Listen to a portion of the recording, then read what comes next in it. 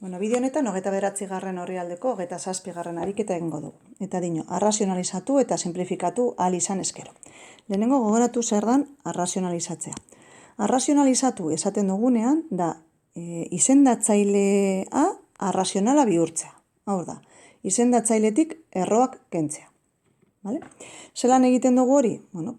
Biderkatu egiten dugu, edo pentsatzen dugu zerekin interesatzen jakun biderkatzea izendatzailea zenbaki arrazionala bihurtzeko, hau da, erroa desagertzeko.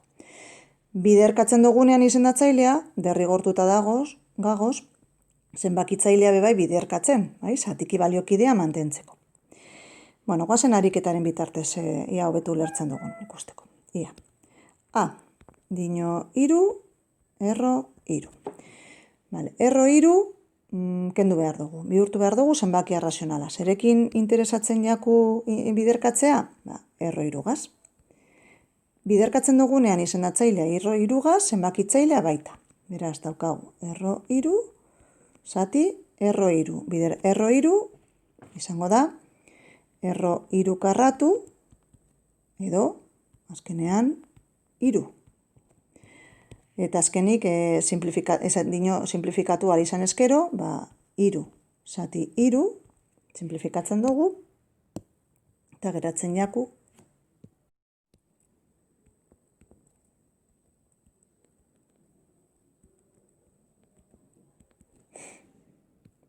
Bigarrenan, izendatzailean daukagu 3 bider erro 2. Hemen pentsatu behar dugu, ia interesatzen jakun biderkatzea erro 2 gaz, edo bebai sartu behar dugula 3.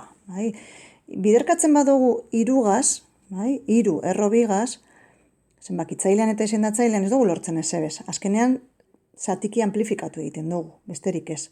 Beraz, bakarrik biderkatuko dugu erro 2 gaz. Hemen biderketa bat dagoelako. Beraz, biderkatzen dugu erro 2 gaz eta erro 2 gaz. Beraz, 2 bider erro 3 bider erro 2 izango zen erro 6, zati 3 bider eta erro 2 bider erro 2, 2. Orain, simplifikatzen dugu, bakarrik simplifikatu aldugu biderkatzen dagoana. Beraz, 2 zati 2, beraz, erro 6, zati 3. Hau da, emaitza. 3. Izendatzailean daukagu erro 10. Normalean, arrazionalizatu baino lehen, pentsatuko dugu ia erroa simplifikatu aldugun. Eta horretarako faktorizatu eta biderkagaiak errotik atera. Baina kasu honetan erro 10 faktorizatzen badugu da 2 bider 5, beraz ezin da zebez atera biderkagaitik, beraz izten dugu dagoan bezala.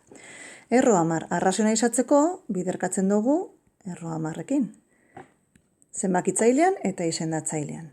Beraz, izendatzailean daukagu erro 10 bider erro 10, erro 10 karratu, edo 10, zuzen. Eta zenbakitzailean daukagu 2 gehi erro 2 guztia bider erro 10ekin. Hau garrantzitsua da, ez ahaztu, kakoa ipini behar dugula, katzak askotan hortik datoz. Hemen egin daikeguna da, banatze propietatea. 2 bider erro 10, gehi erro 2 bider erro 10, erro 20. Orain, simplifikatu aldoguna. Erro 20. Egin daikegu hemen eskinatzu batean, erro 20, simplifikatzeko faktorizatzen dugu, da 5 bider 4 edo 2 karratu bider 5, hau da, 2 erro 5. Orduan, 20ren ordez, ipintzen dugu 2 erro 5, eta orain, izatez, lortu dugu arrazionalizatzea, baina pentsatu behar dugu jase oso simplifikatu aldan. Hemen 10 da 2 bider 5. Kontu simplifikatzerakoan, beti simplifikatzen da, zatiki batean simplifikatzen dugu biderkagai komun bezala dagoana. Beraz, zenbakitzailean biderkagai komun ateratzen dugu 2. 2 erro 10, gehi erro 5, zati 2 bider 5, nahi baduzu edo 10, eta orain 2 simplifikatzen dugu. Azken emaitza, erro 10, gehi erro 5, zati 5. Kasu honetan, errotzailea ez da 2 lehen bezala, 3 baino, Beraz, jakin behar duguna da, erro baten errotzailea, adibidez 3 bada, biderkagaia erro horretatik ateratzeko bere berretzailea be 3 izan behar dela. Eta zelan lortzen dugu 3 izatea gure kasuan bezala bat badaukagu? Interesatzen jaku biderkatzea bider 3 erro 5 karratu. Kasu honetan errotzaileak bardinak direnean, biderketa batean, orduen ja erro berdinean sartu daikeguz, eta egiten duguna da berretzaileak batu. Bat gehi 2, 3, 5 ber 3. Beraz, bilatu behar duguna da izatea 5 ber 3. Errotzailearen beste. Orduen, erreza. Egiten duguna da errotzaileak enberretzailea, kasu honetan 2, beraz, biderkatzen dugu bider 3 erro 5 ber 2. Goian eta bean, sendatzailean eta zenbakitzailean baliokidea izateko. Eta orain ja, biderkatzen dugu, tokatzen dana, ez? Zenbakitzaile honen artean, orduen 2 bider 3 erro 5 ber 2, zati, eta hemen kasu honetan, ja, daukagu errotzaileak berdinak direnez, 5 ber 1, bider 5 ber 2, beraz, 5 ber 3. 2 bider 3 erro 5 karratu, zati, 3 erro 5 ber 3. Atzinduko dut hau. Orduen, kasu honetan, 2 bider 3 erro 5 ber 2, eta ja, biderkagaia errotik ateratzen dugu, 5. Lortu dugu arrazionalizatzea. Kasu honetan ezin dugu zer simplifikatu, dagoen bezala.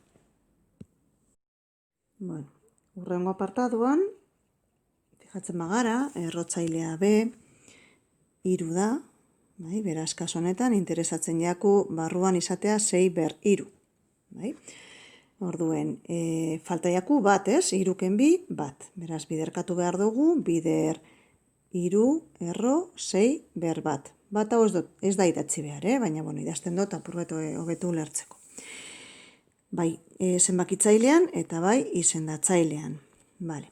Orain, zalantza da, biderkatu behar dugu bigaz? Pintzen badugu bia be zenbakitzailean eta izendatzailean, ez dozku zertarako balio, azkenean hau simplifikatzen da. Beraz, azkenean horrekin zer lortzen dugu, zatikea amplifikatzea gehiago. Biderketa dalako. Ez dugu behar. Horrela.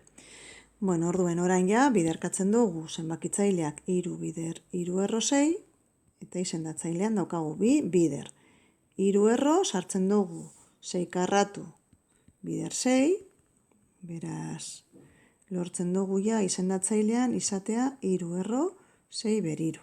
Azkenean, 6 errotik ateratzea eta arrazionalizatzea. Beraz, 2 bider 6. Eta orain simplifikatu. 3 zati 6, bada 2, beraz, azkenean 3 erro 6 zati 4. Eta F-en, F-en errotzailea 5 da. Batzu behar bada jarraian egiten duzuena da. Errotzailea 5 denez eta 81 baten berretzailea bat, biderkatzen dut, bider 5 erro 81 ber 4, 5ken bat 4, ez legoke txarto. Gertatzen dena da, kasu honetan 81 bat da zenbaki bat faktorizatu eskero simplifikatu daikegula. Orduen, ukein duguna hori izango da. Lehenengo beti pentsatu errokizunak errotik atera aldo guzan. Edo faktorizatu aldo guzan. Orduen, kasu honetan, mugitzen jatala. Kasu honetan, izango zen, 5 erro 3 ber 4. Errotzailea 5, berretzailea 4, 5ken 4 bat. Beraz, falta jaku 3 bat. 5 erro 3, beraz, zenbakitzailean daukagu 2 bider 5 erro 3, eta izendatzailean da, 4 gehi bat 5, beraz, errotik ateratzen badugu 3. Eta hau izango litzateke emaitza.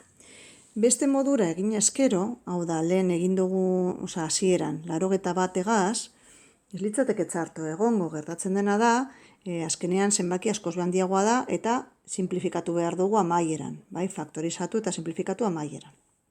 Orduan, beti alegin du zaitezi hasieratik simplifikatzen.